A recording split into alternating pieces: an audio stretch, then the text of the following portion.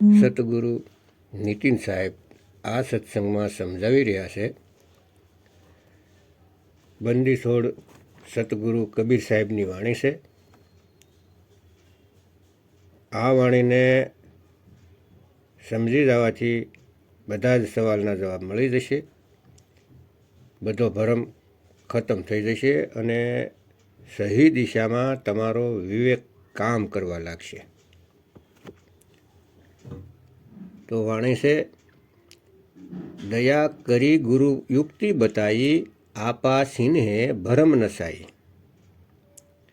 એટલે કે ગુરુદેવે દયા કરીને તે યુક્તિ મને બતાવી દીધી, તે ભેદ મને બતાવી દીધો,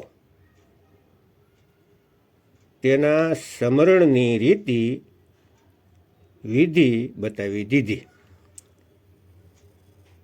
અને હું આ પ્રકૃતિ મંડળથી ન્યારો થઈને તે શબ્દની સાધના કરવા લાગ્યો, જે આ પ્રકૃતિથી હાવ ન્યારા જ છે. તે પ્રકૃતિથી ન્યારા છે ભક્તો,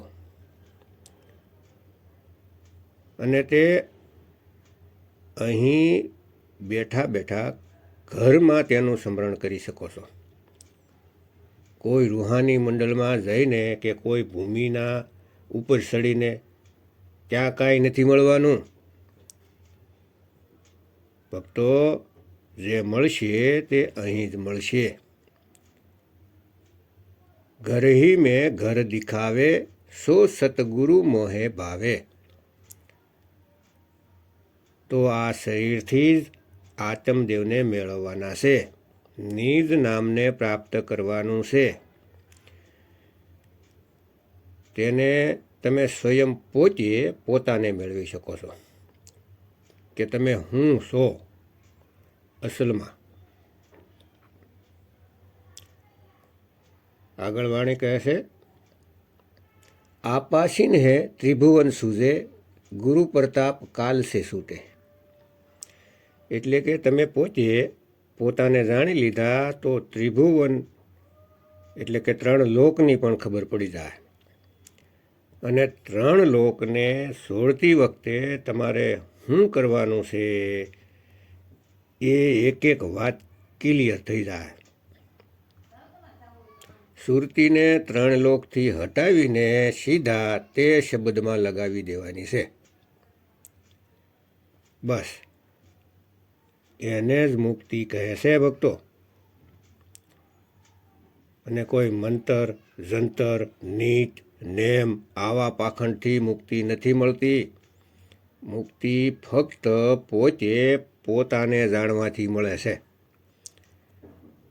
જ્યારે આ આત્મજ્ઞાન પરમાત્મા દ્વારા બતાવવામાં આવે છે, ત્યારે જીવ પોતાના નિજ સ્વરૂપ, પોતાના આત્મ સ્વરૂપને મેળવે છે.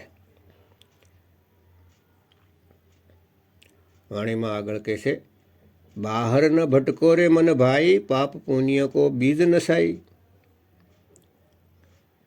સાહેબ કહે છે કે હે મન, બહાર નહીં ભટક.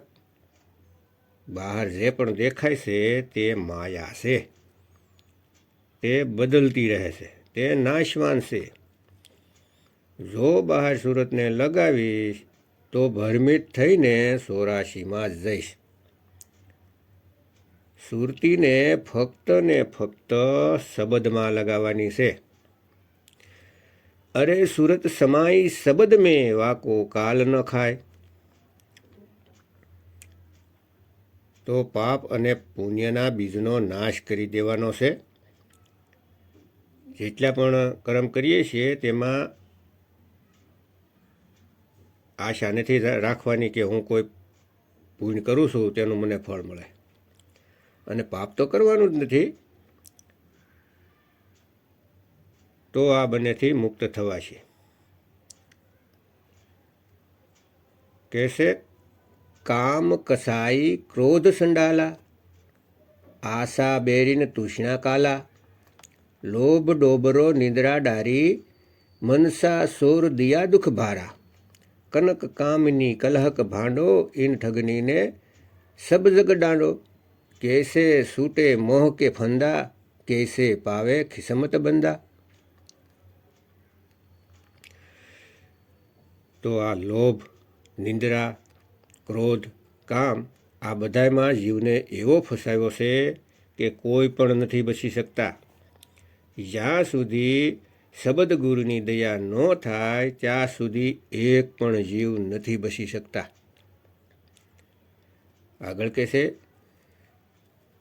कैसे भवर कमल को पावे, कैसे जग जंजाल नसावे।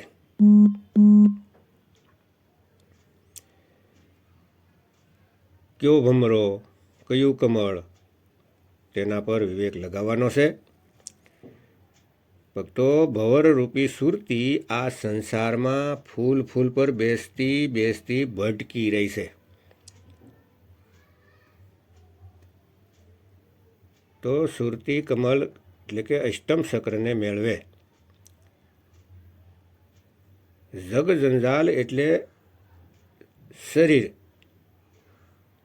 આ શરીરનો કેવી રીતે નાશ થાય? એવો નાશ થઈ જાય કે ફરી વાર ન મળે.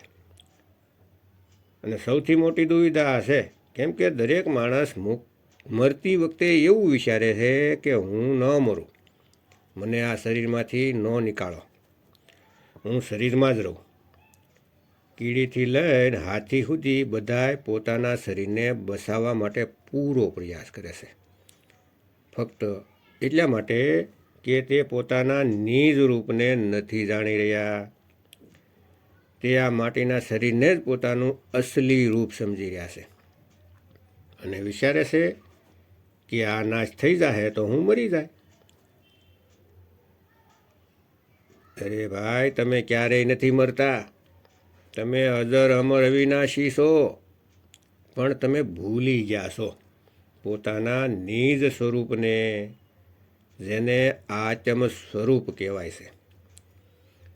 જેને પ્રાપ્ત કરવાથી કાળ તમારું કાંઈ નથી બગાડી શકતો, કેમ કે આત્માને નથી કોઈ કાપી શકતું કે નથી કોઈ બાળી શકતું. જ્યાં સુધી તમે જીવ અવસ્થામાં છો તો તમને કૂતરો પણ મારી શકે છે, પરંતુ જો આત્મ સ્વરૂપને મેળવી લીધું તો આ કાળ તમારું કાંઈ નથી બગાડી શકતો.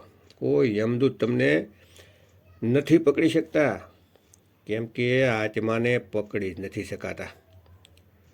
જ્યાં સુધી તમે પોતાને તત્વ સમજો છો ત્યાં સુધી બંધિયા પણ લાગે છે, બેડી પણ લાગે છે અને માથું પણ કપાય છે.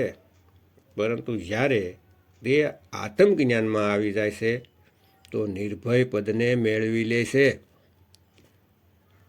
એટલે એનો મતલબ એવો નથી કે તમે કોઈ ચાલતી ટ્રેનની આગળ પડતું મૂકો અથવા તો નદીમાં કૂદી પડો.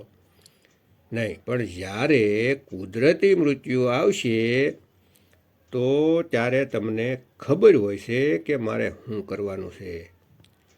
સુરતીને સમેટીને તે શબ્દમાં લગાવવાની છે. વાણીમાં આગળ કહે છે, જબ સતગુરુ સારમત દિનહા, બડે ભાગ સે આત્મ ચિન્હા. જ્યારે સતગુરુ સાર નામ આપી દેશે, સાર શબ્દ આપી દેશે, પોતાનું નિજ સ્વરૂપ આપી દેશે, ત્યારે જીવ સમજી જાય છે કે હું આત્મા છું અને ઊંચી અવસ્થાને મેળવી લેશે. ત્યાં પર કોઈ દેવી દેવતા, પીર પેગમ્બર, ઋષિ મુનિ નથી પહોંચી શક્યા.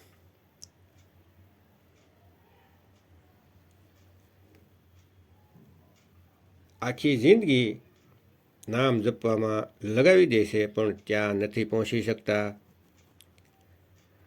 જ્યાં સતગુરુ નિજ સ્વરૂપ આપીને પહોંચાડી દેશ. એટલે મલુકદાસજી કહે છે, સુરનર મુનિ સબ થકિત ભયે હે, રૂક ગયા દરિયા નીર. એટલે કે સુર નર મુનિ પણ થાકી ગયા, પણ તે સ્વરૂપને મેળવી ન શક્યા. હજારો લાખો વર્ષ ભક્તિમાં લગાવી દીધા છતાં પણ અને મને ગુરુએ જે આત્મજ્ઞાન આપી દીધું તે અનમોલ જ્ઞાન છે. સુરનર મુનિ ત્યાં ન પહોંચી શક્યા, કેમ કે તેને સદગુરુ ન મળ્યા. તેમને ફક્ત 3 લોકના જ ગુરુ મળ્યા. વાણીમાં આગળ કહે છે, બડે ભાગ સે આત્મ જાગે, કહે કબીર સબહી બ્રહ્મ ભાગે.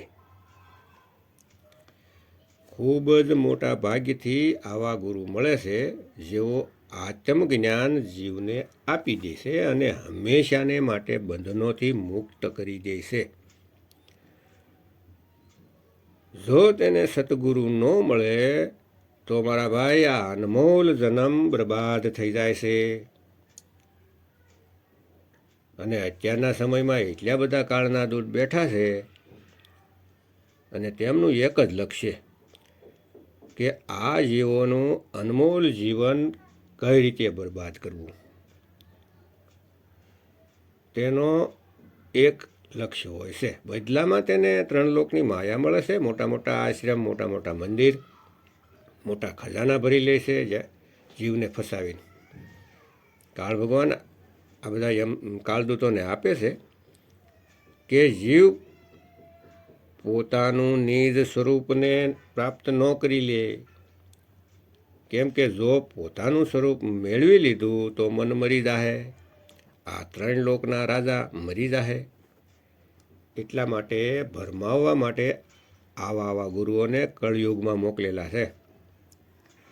અનુરાગ સાગરના હિસાબે કાળ ભગવાને કબીર સાહેબ પાસેથી 3 યુગમાં ન આવવાનું એવું વચન લઈ લીધું. અને આવો તો થોડાક જીવ લઈ જાજો, પોતાનો પંથ ન ચલાવતા, પણ કળયુગમાં તમારે જેટલા લેવા હોય એટલા લઈ જાજો. ત્યારે કબીર સાહેબ કહે છે કે મને ખબર છે કે તું આમ હું કામ કહેશ, કેમ કે 3 યુગમાં તું જીવોને ખૂબ ભરમાવીશ, જુદા જુદા અવતારોમાં ફસાવીશ, લોકોને મારશે અને પાછો પોતાનું એક રૂપ, એક અવતાર ધરીને પોતાની આશ લગાવડાવશે, ભક્ષકને રક્ષક કહેવડાવીને તેની સાથે પ્રેમ કરાવીશ.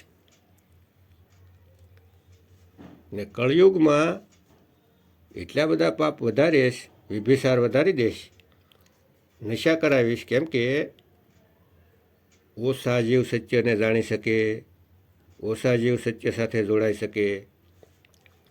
સિગરેટ, ગુટખા,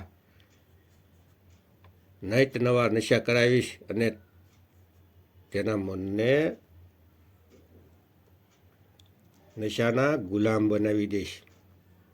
જીવને નશામાં ફસાવીને એક બંધનમાં નાખી દઈશ. 10 ગ્રામની બીડી 80 કિલોના શરીરને ઉપાડી દુકાન સુધી લઈ જાય. કેવું મોટું બંધન છે, પણ કોઈ સમજતા નથી. જ્યાં સુધી બંધનોને નહીં સમજી શકો તો મુક્ત નહીં થઈ શકો. સૌથી પહેલાં તન શુદ્ધિ કરો. મીઠ, માંસ, ઈંડા, દારૂ, બીડી, ગુટખા, ખૈની કાંઈ નથી ખાવાનું. ત્યાર પછી ગુરુ પાસેથી નામ લ્યો અને મનને શુદ્ધ કરો અને આત્મજ્ઞાન પ્રાપ્ત કરો. આ મન ઉપર પૂરી નજર રાખવાની છે કે ક્યાં ક્યાં તમને ફસાવે છે. જ્યારથી નજર રાખવાની શરૂ કરી દીધી કે હું વિચારે છે, શું કરે છે, સારું કરે છે, ખરાબ કરે છે, એનો નિર્ણય કરવાનું શરૂ કરી લીધું તો સમજો કે તેની ગુલામીથી બહાર આવીને તેને પકડવાનું શરૂ શીખી લીધું. નહીતર તમને એવા ભરમાવશે કે તમે પોતાને સંભાળી નહીં શકો. આત્મજ્ઞાન મેળવ્યા વગર કોઈ મનને જીતી નથી શકતું, કોઈ નહીં. એને તો એ જ જીતી શકે જેણે ભેદી ગુરુ પાસેથી આત્મજ્ઞાન મેળવી લીધું છે.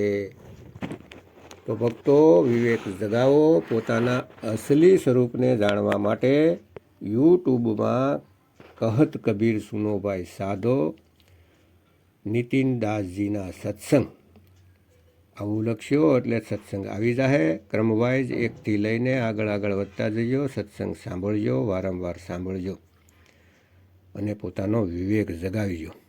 વિવેક જાગી ગયા પછી સત્ય હશે તેનો નિર્ણય તમે ખુદ કરી શકશો.